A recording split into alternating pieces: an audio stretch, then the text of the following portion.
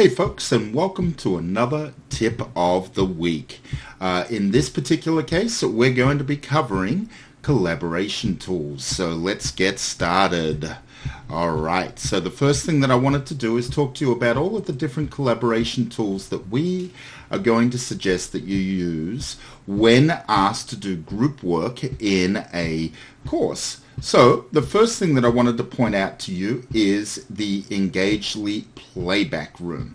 So this gets a little, or it has the potential to get a little tricky, but let me kind of simplify it for you. First of all, you want to head to the same place that you would go to get to Engagely, but this time you want to click on playback room. You want to enter the playback room after setting all of your settings and everything else that you need.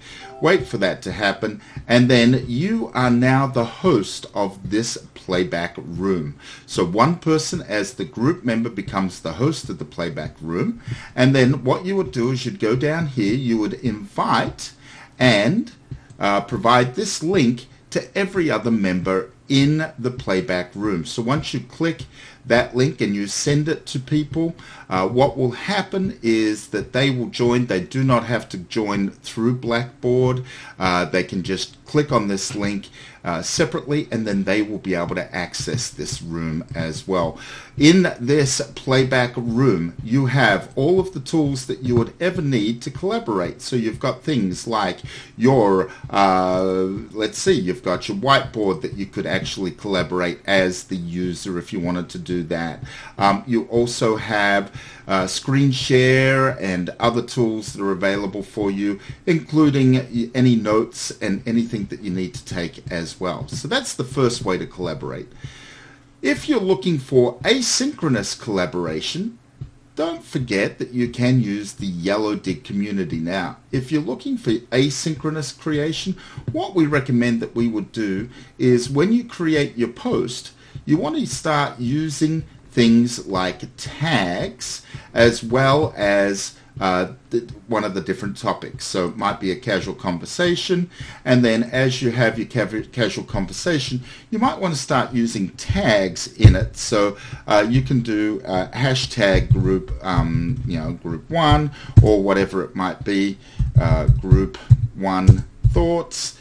And the whole concept here is that then everyone over here could then filter by hashtag, and so then all they need to do is they just need to go to group one or filter by the hashtag, however which way that they need to do, and then they can find all of those content that they can work. So that is a good way to use this tool when you're asynchronous or in an asynchronous class. So you can still collaborate, live collaborate, but it doesn't all have to be at the same time. Now, if you're looking for synchronous collaboration and Engagely is not for you, please bear in mind that everyone has access to a free Zoom account while you are a student here. So all you have to do is go to umaryland.zoom.us.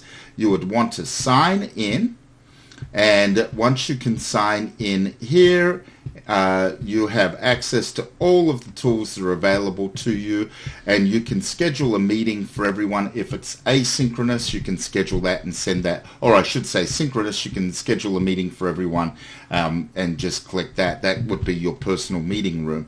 If you want something on the fly and you don't want to be able to have to worry about scheduling anything, you can just start a meeting right here from that Zoom website, and then what will happen, it will connect you to Zoom, you'll join with your audio, and then over here in the top left hand corner you would click, you would copy the link, and you would invite all of the participants to that link that you can then meet synchronously. So that's another tool that's available for synchronous learning.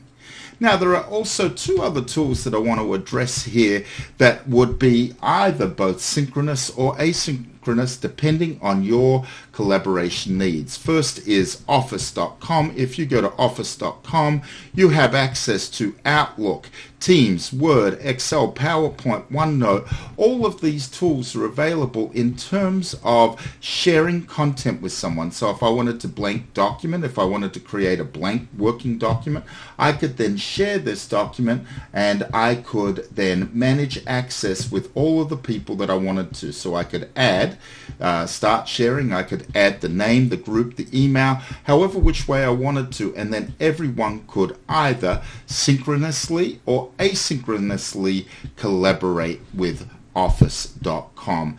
And finally, if you don't want to use any of the provided tools available that we have, like Engagely or Yellow Dig or Zoom or Office, you can do this the old-fashioned way. You can go to like a Google Drive account, you can sign in with a Gmail address, and you can create a new Google Doc the old-fashioned way, the way people have been doing it for a long time, and then you can share that document once you give it a name, or just skip it for now. You can share that. You can, anyone with the link, you can copy this link and you can give that to everyone, and so everyone can share that document as well.